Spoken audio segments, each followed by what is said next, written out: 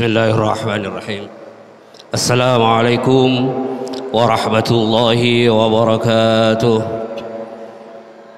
Alhamdulillahi rabbil alamin, wassalatu wassalamu ala asyrafil anbiya'i wal mursalin wa ala alihi wa sahbihi ajma'in. Rabbi shrah li sadri wa yassir li amri wa hlul 'uqdatam min lisani yafqahu qawli. Qalu subhanaka la ilma lana illa ma 'allamtana innaka antal alimul hakim. Allahumma shalli ala sayyidina Muhammadin wa ala alihi wa sahbihi ajma'in. Amma ba'd.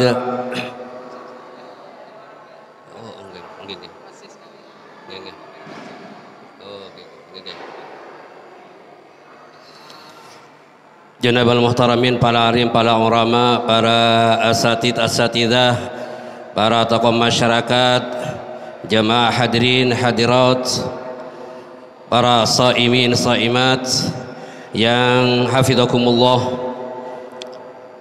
Alhamdulillah, di sore hari ini kita bisa mengikuti kajian kitab Matn Syarif Al-Mulaqab bi Fathil Latif, yaitu taklifnya Syekhina Al-Allamah Kiai Khalil bin Abdul Latif. Mudah-mudahan kajian kitab ini adalah menghasilkan manfaat dari Allah Subhanahu wa taala. Namun sebelumnya marilah kita kirim doa kepada atau kirim Fatihah kepada, terutama kepada al-muallif yang mengarang kitab ini, yaitu Matn Syarif Syekhina Khalil. Mudah-mudahan kita semua mendapatkan berkah dari beliau. Ala hadhihi niyya wa ala kuniyatin salihah ila hadratina Nabi Mustafa Muhammad Rasulullah sallallahu alaihi wasallam. Syarillahil Fatiha. A'udzu billahi minasyaitonir rajim. Bismillahirrahmanirrahim. Alhamdulillahi rabbil alamin. الرحمن الرحيم مالك يوم الدين إياك نعبد وإياك نستعين اهدنا الصراط المستقيم صراط الذين أنعمت عليهم غير المغضوب عليهم ولا الضالين آمين. وخاصة إلى شيخنا وأستاذنا علامة كي خليل بن عبد اللطيف وصهره وفره أن الله تعالى يحمينا بحمايتهم ويمدنا بمداده وينفعنا بأنوارهم وعلوهم وأسرارهم ونفعنا في الدين والدنيا والآخرة. شر الله الفاتحة. أعوذ بالله من الشيطان الرجيم. بسم الله الرحمن الرحيم.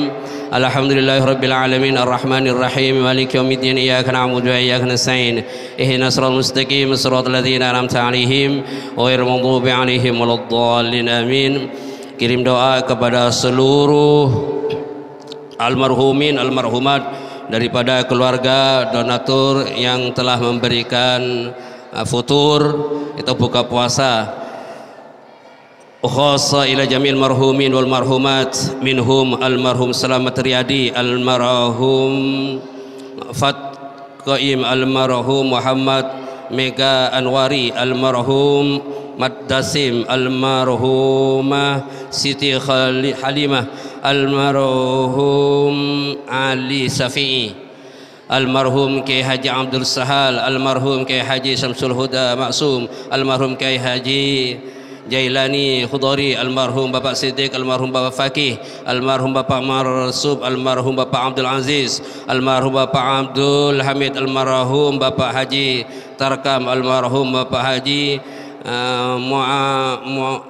Muamma, almarhum Bapak Tayan, almarhum Pak Haji Mahmud, almarhum Bapak Poniman, almarhum Bapak Marholan, almarhum Bapak Haji Badruddin, almarhum Bapak Kadi, almarhum Bapak Ustadz Rusdi, almarhum Bapak Giman, almarhum Bapak Munaji, almarhum Bapak Samhuri, almarhum Bapak Haji Hanif, almarhum Bapak Hasan, almarhum Haji Muhammad Umar, almarhum Bapak Nasir, almarhum Bapak Haji Hamzah, almarhum Bapak Asnawi, almarhum Bapak Haji Syafi'i, almarhum Bapak Haji Salim, almarhum Pak Ridwan, almarhum Bapak Daim, almarhum Bapak Haji Asmuni, almarhum Bapak Agil Afandi, almarhum Bapak Abdul Rashid, almarhum Bapak Saleh, almarhum Bapak Haji Amin, almarhum Bapak Haji Nur, almarhum Bapak Haji Nur Hadi, almarhum Bapak Haji Fauzan. Annallaha yaghfiruhum wa yarhamuhum wa yu'li darajati fil jannah wa yaghshahum birrahmah wa man hawlahum min jami'il qubur minal muslimin wal muslimat wal mu'minat wa lana fi afiyatin wassalam wa husnul khatimah. Syairillahil Fatihah.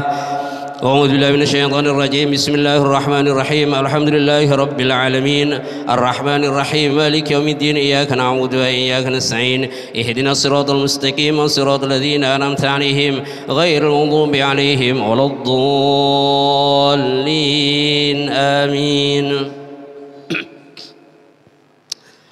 Para jamaah yang dimuliakan Allah Subhanahu wa taala, kajian pada hari ini yaitu menginjak kepada bab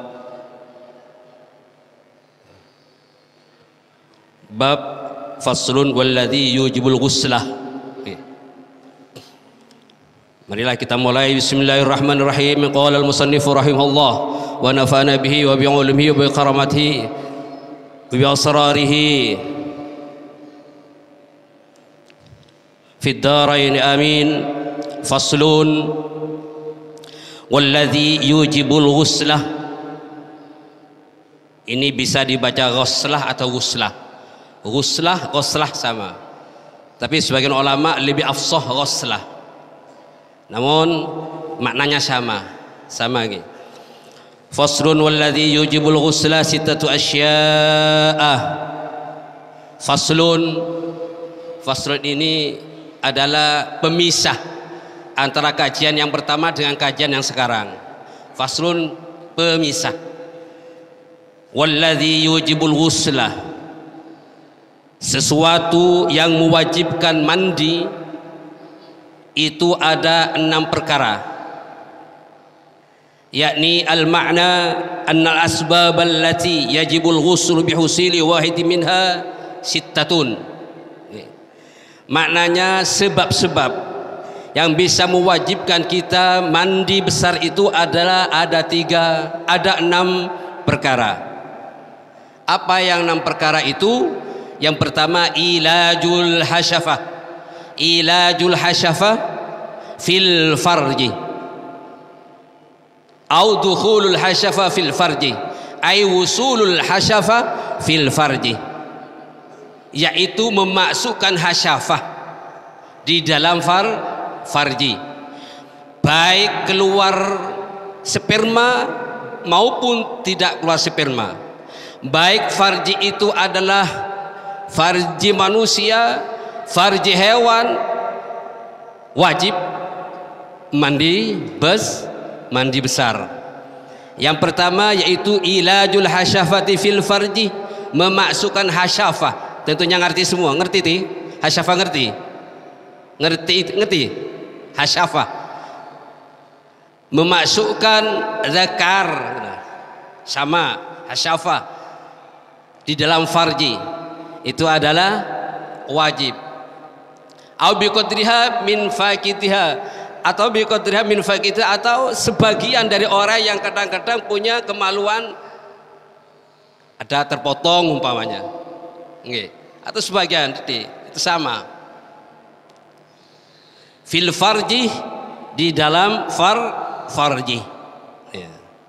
Di sini maknanya ilaj itu adalah ay usulul hasyafah aw qadriha min faqita ila ma la yajibu ghusluhum minal farji, yaitu sampainya hasyafah ke dalam farji baik dari orang yang umpamanya ada tapi sedikit hafsafahnya sekedarnya yang bisa itu kepada ke dalam farji seseorang, baik itu adalah hewan maupun ya apalagi orang ya, apalagi manusia.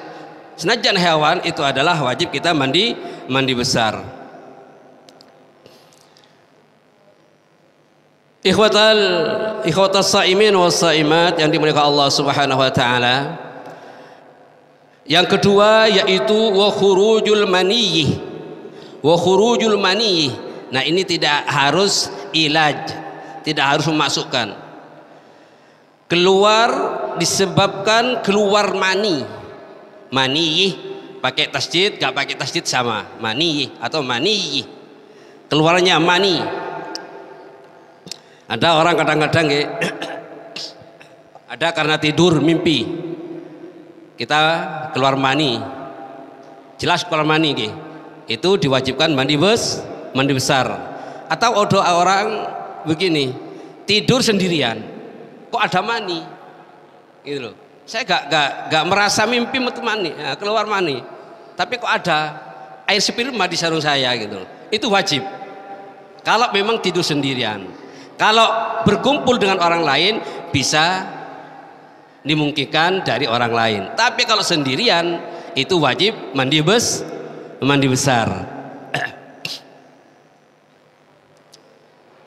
Apa tanda-tanda mani itu? Tanda-tanda mani itu yaitu ingkan min rajulin sahihin fahuwa maun abyad.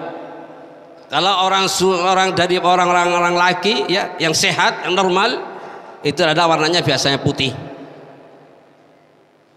Keluarnya itu tadafuk. Keluarnya itu adalah nyendat-nyendat. Keluarnya nyendat itu mani. Tanda-tanda itu mani. Dan juga merasa nikmat ketika keluarnya itu. Itu adalah mani. Beda dengan wadhi dan madi. Kalau wadhi itu adalah cuma langsung mengalir aja, mengalir tanpa tadafuk, tanpa merasakan nikmat dan tidak diakhiri dengan loyo. Kalau mani ini enggak, keluarnya dengan tadafuk, bernyendat-nyendat, diakhiri dengan loyo, dewe, nggih. Nah, kalau madi itu adalah najis. Wadi sama dengan najis. Kalau madi itu adalah sesuatu air yang biasanya keluar setelah kita bersenggama dengan istri. Kadang-kadang kalau madi itu kadang-kadang kita mengangkat sesuatu yang berat, itu keluar kadang-kadang. Angkat-angkat berat itu keluar. Itu madi. Wadi, madi itu semua najis, yang kedua-duanya itu najis, tidak mewajibkan mandi besar, akan tetapi bisa membatalkan wudu. Dibasuh saja. Kalau wadi dan madi ini adalah najis. Kalau mani tidak. Kalau mani tidak najis.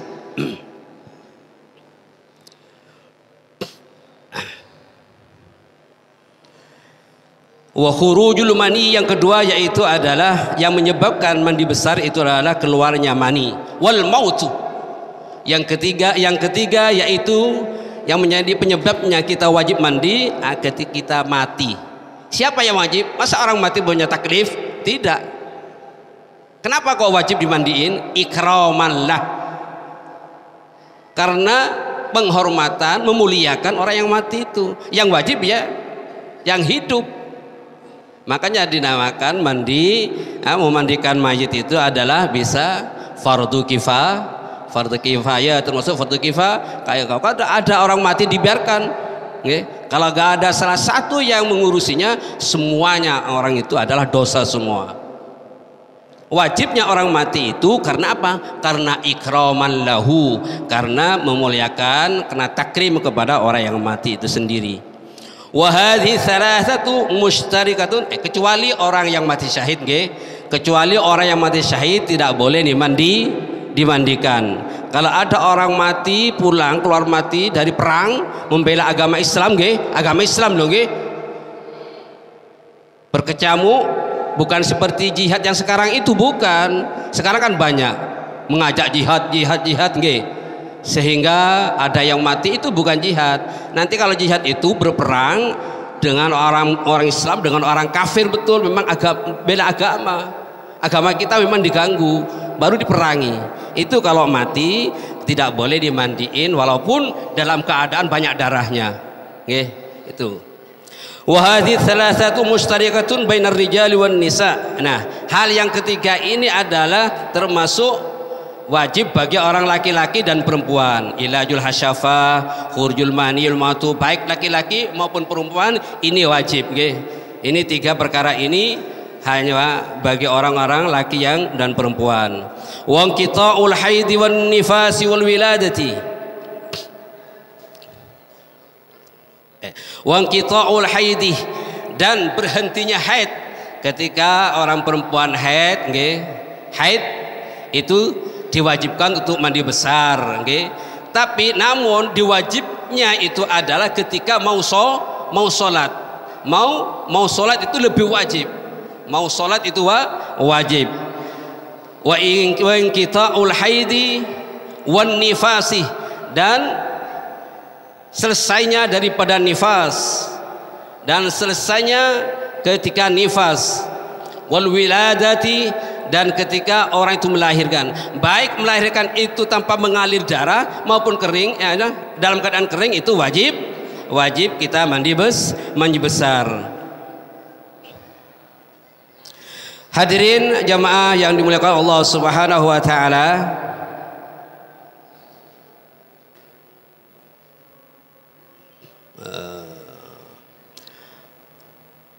yang nomor 6 nggih, al-wiladah. Ini walaupun keluarnya itu kadang-kadang ada keguguran itu nggih, ada orang perempuan lahir belum sepernya umurnya ada keguguran, tapi itu ada rekomendasi dari dukun anak bahwa itu memang darah atau daging mau proses jadi manusia nggih. Biasanya itu kalau sudah umur 4 bulan itu bisa ketahuan. Itu wajib mandi besar. Kenapa? Karena itu adalah, kenapa kok diwajibkan? Karena itu juga termasuk mani, termasuk hurmani juga yang prosesnya sudah membentuk menjadi darah atau menjadi daging. Maka diwajibkan oleh para ulama, para syariat ya, disyariatkan untuk mandi besar.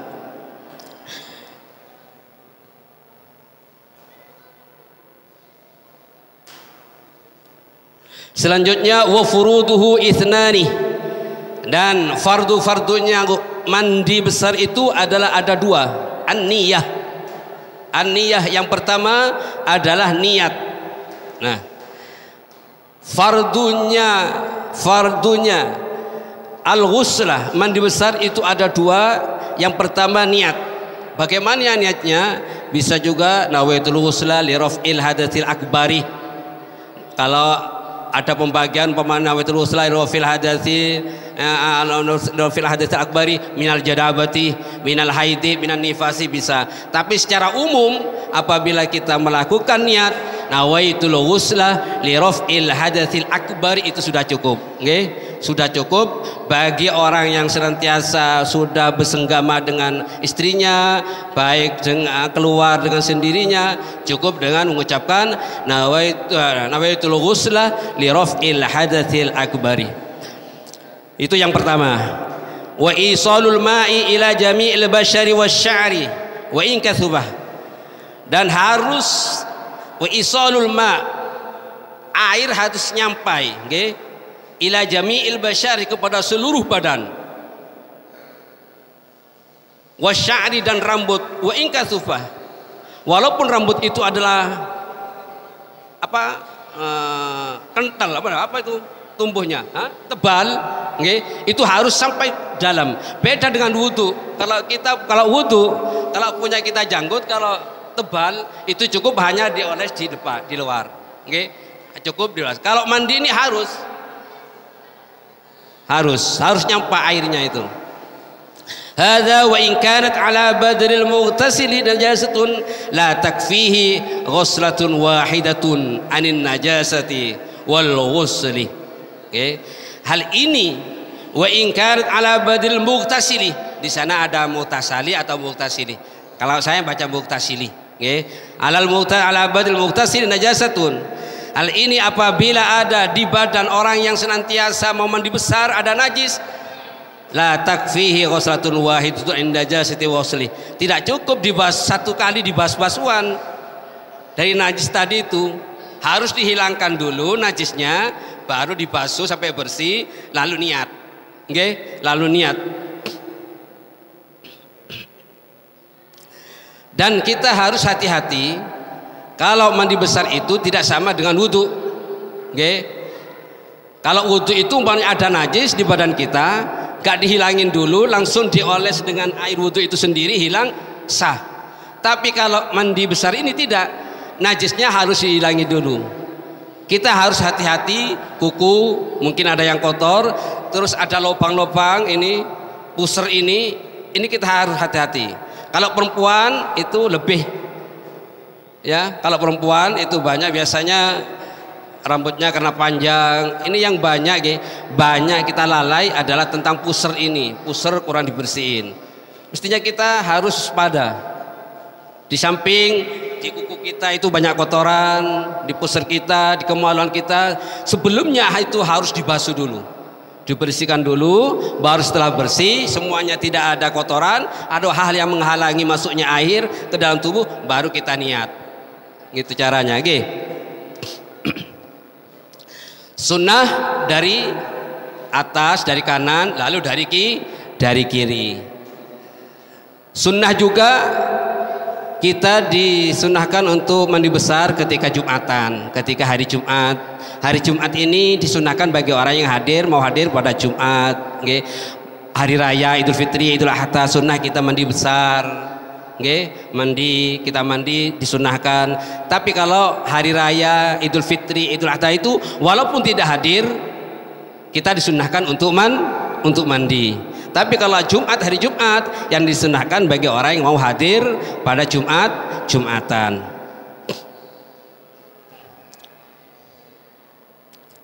Bal yuziluha awwalan thumma yaghtasilu. Bahkan pertama harus kita hilangi najis-najis yang terlebih dahulu, atau hal-hal yang menghalangi masuknya air kepada kulit pertama, lalu kita niat mandi. Gitu. Wa sunanuhu sab'atu asya'ah, dan sunnah-sunnahnya mandi itu, mandi besar, yaitu ada 7 perkara. At-tasmiyatuh, paling sedikit baca bismillah. Bismillah. Sempurnanya bismillahirrahmanirrahim. Wal wudu'u qablahu, dan mengambil wudu sebelum mau mandi. Dalku ini adalah ditekan, digosok-gosok, ditekan. Kulit ini ditekan. Dalku. Gosok, cara yang Madura gosok, tekan-tekan, gosok Wadalku. Wal muwalatu, dan cepat-cepat. Artinya cepat-cepat itu apa bagaimana? Cepat-cepat itu tidak boleh sampai garing, anggota badan yang lain itu sampai garing. Kalau selama tidak garing, enggak, itu termasuk muwalah. Yang enggak boleh itu adalah kalau sudah garing, ditunggu keringnya, lalu dibasuh, itu enggak boleh. Wa taqdimul yumna 'alal yusra, dan harus mengedepankan kanan. Diutamakan kanan dulu, kita membasuh, lalu bagian kiri. Wa tatslitsu, dan disunnahkan kita membasuh itu ada 3 kali. 3 kali. Wa takhlilu sya'ri, dan harus menyela-nyela syar, rambut. Nah ini. Nyela-nyela. Walaupun kita sudah keyakinan sudah nyampe, ya, air sudah nyampe ke dalam, tapi disunnahkan di sela-sela ini. Gitu. Wa yusannu li salatil jumu'ati wal 'idaini wal qusufaini wal istisqa'i wa ghuslil mayyiti. Ya, disunnahkan mandi itu ketika datang hari Jumat, mau sholat Jumat. Ini bagi yang mau hadir sholat Jumat. Wal 'idaini. Nah, sholat atau Idain, Idul Fitri, Idul Adha. Ini tidak hanya bagi orang yang mau hadir hari raya. Walau siapapun yang tidak mau hadir sholat id umpamanya, itu disunahkan mandi. Wal kusufaini, ada gerhana matahari, gerhana bulan, disunahkan mandi. Wal istisqa, sholat istisqa, kita disunahkan mandi. Wal ghusril mayyiti, dan bagi orang yang sudah memandikan mayit itu disunahkan mandi. Walil ifaqati minal junun, dan orang sembuh, bagi orang yang sudah sembuh dari junun, dari gila, itu disunahkan mandi. Wal bulughi, dan sudah balik, sudah mencapai balik, itu disunahkan mandi. Walil ihrami, dan mau pakaian ihram, itu sebelumnya disunahkan mandi. Walil wuqufi bi Arafah wal Musdalifah, dan mau wukuf di Arafah dan Musdalifah, itu semua disunnahkan mandi. Hadirin hadirat jamaah Masjid Al-Falah yang dimiliki Allah Subhanahu wa taala. Dan selanjutnya yaitu adalah, ada waktu enggak? Masih ada waktu ya. Saya lanjutkan wa yahrumu 'alal junubi sab'atu asya'ah. Nah, haram bagi orang yang junub, dan semuanya tadi yang 7 perkara, yaitu as-shalah. Haram orang junub itu adalah melakukan salat, wa tawaf, melakukan tawaf, wa khutbatul jum'ah, dan menjadi khutbah Jum'ah, wa massul mushafi, dan menyentuh Al-Qur'an, wa hamluhu, dan memegang Al-Qur'an, itu haram ya bagi orang-orang yang junub. Wal lubsu fil masjidi, orang junub diam di masjid itu haram. Wa qiraatul qur'ani biqasdil Qur'an, dan baca Al-Qur'an dengan sengaja, tujuannya cuman membaca Al-Qur'an, itu haram. Wa yahrumu bil haidi wan nifasi 10 asya'ah, lain daripada orang junub itu bagaimana lagi orang haid, orang nifas, ini ada 10 perkara. Orang haid dan orang nifas haram melakukan sholat, melakukan tawaf, menyentuh Al-Quran, membawa Al-Quran, dan diam di masjid, itu haram. Wal uburu fihi, dan sekedar lewat umpamanya, itu hati-hati. Ibu-ibu, bapak, kalau sudah haid, ketika keadaan haid, lewat pun nggak boleh, kecuali ada darurat, tidak ada jalan lain umpamanya, itu boleh. Wal uburu fi in khafat talwithahu, yang tidak boleh itu apabila punya keyakinan, keyakinan bisa melumuri darahnya itu pada lantai masjid. Wal uburu fihi in khafat talwithahu, itu tidak boleh, kecuali bagi orang yang memang sangat darurat sekali, umpamanya ada bahaya umpamanya, kalau tidak lewat, nggak bisa, kalau tidak harus lewat masjid, itu bahaya umpamanya, itu diperbolehkan. Wa qiraatul Qur'an, dan bagi orang yang haid dan nifas haram baca Al-Qur'an. Was saumu, dan haram berpuasa. Wat talaku, dan melakukan talak, itu nggak boleh. Ini bagi orang laki-laki nggak boleh, apabila istri kita dalam keadaan tidak suci, tidak boleh difirak atau dicerai.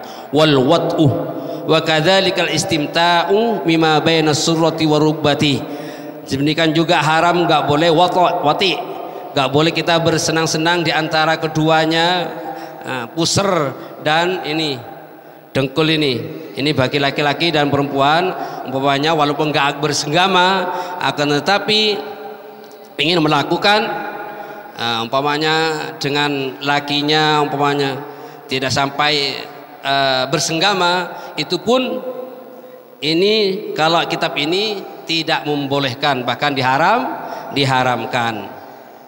Wala yajibu qada'u sholati zaman al-haidi wan nifasi bi khilafis shaumi, tidak wajib qada' salat bagi orang yang haid dan nifas, kecuali puasa. Kenapa kok gak boleh?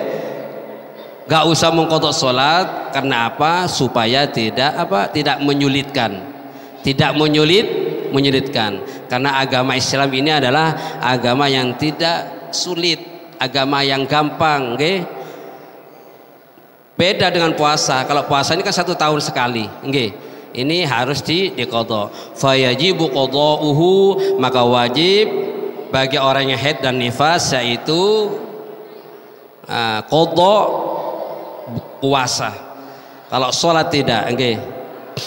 Mungkin kajian fikhi al-musyarif ini pada sore hari ini adalah sampai di sini dulu, yaitu insyaallah besok akan dilanjutkan kepada asbabut tayammum, nggih. Asbabut tayammum, mudah-mudahan apa yang kita kaji pada sore hari ini oleh Allah Subhanahu wa taala bisa bermanfaat, terutama kepada saya pribadi, umumnya para jemaah.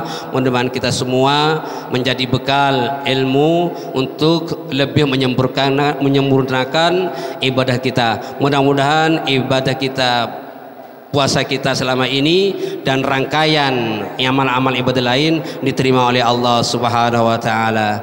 Al-Fatihah. A'udzu billahi minasyaitonir rajim. Bismillahirrahmanirrahim. Alhamdulillahi rabbil alamin arrahmanir rahim maliki yaumiddin iyyaka na'budu wa iyyaka nasta'in ihdinas siratal mustaqim siratal ladzina an'amta 'alaihim ghairil maghdubi 'alaihim waladdallin. Amin. Wallahu a'lam bis-shawab. Assalamualaikum warahmatullahi wabarakatuh.